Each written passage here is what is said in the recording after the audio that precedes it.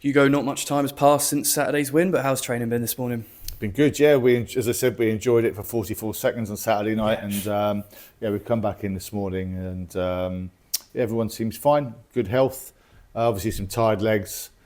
I'm not going to go on about it. That we spoke about this on last week, but obviously, we'll get everyone as fresh as we can for tomorrow, as quickly as we can. It's been a good morning. When you are chasing a winner in the 95th minute, do you think maybe the lads put in a bit more energy than they would normally, or was it just kind of a bog standard game? I don't think that they put any more into it than what they would do normally. The difference is that the pitch is heavy. As appreciative as we are that the game was on, it is heavy and it does suck a little bit more out of the players' legs.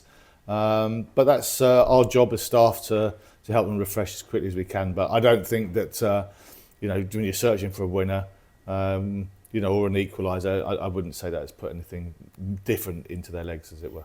We saw Manny come on, so that's one extra body in the squad, isn't it, to help with those as he's come back from his loan and got back from his own injury problems earlier in the season. So they all help, don't they? Yeah, Manny did well when he came on, as did the rest of the subs. They all played their part and contributed to a good afternoon. And now we move on. Yeah, but it was a good result. It boosts morale. Like you said, we enjoyed it for a bit. Does it come into the thinking at all ahead of Solihull? We speak about the confidence and how it does help, but does it ever come into the thinking when you're planning for the games? Well, that we've just won a game. Yeah. Not really, no. You can gauge the mood anyway by the players, just how they are around the place on a Monday morning. And to be fair to them, even games that we've drawn or even lost, their mood's the same. If they've lost, they want to come in and work hard and do what they've got to do to win the next game. If they've drawn, it's the same. If they've won, they want to keep winning. So that's where the players deserve a lot of credit. So they keep themselves going and they motivate themselves. Well, with a rearranged game, I guess you've done your research on Solihull for the first time we were supposed to play them, but there's been a lot of change there, hasn't there? Obviously, Matt Taylor's come in since then, so does that kind of throw all the work you did for that first one into the bin? Oh, yeah, of course it does, because they're a different manager, different way of playing. That's and too much time has passed as well since the original game, as it were.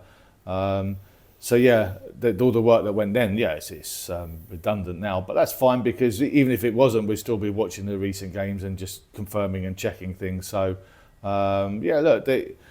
whilst Matt's gone in there, and he's probably not won as many games as he wanted to win yet. Listen, we have a lot of respect for him at this football club amongst our staff. He's a good bloke. He's a good coach. He's got some good players there.